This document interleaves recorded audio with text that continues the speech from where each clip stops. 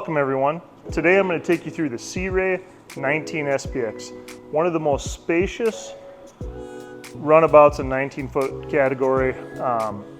In sheer volume, there really isn't anything like it in 19-foot category.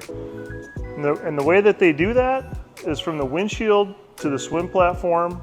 It has a beam or a width of 8 feet 4 inches, and then they round the bow off too. So versus having a traditional pointed bow, with the rounded off bow, it gives you seating for another 2 adults up in the front.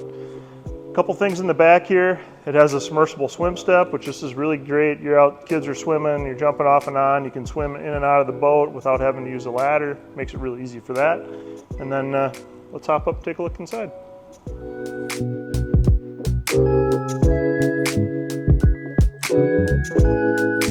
All right, one of the best things about this boat is you don't have to step on your seats anymore. So you can just walk through, step on in, and then we have the arena style seating here. Gives you seating all the way around the cockpit. So tons of space, lots of volume, lots of storage too. You also have a built-in integrated insulated cooler here. Engine hatch pops up. Nice storage that goes all the way down to the floor, and then ski locker here.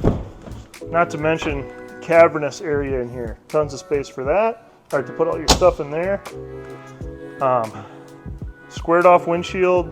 There's a purpose behind that too. So when you run a squared off windshield versus a rounded windshield, it allows you to slide your helm seats up another 4 to 8 inches, giving you that much more space in the cockpit.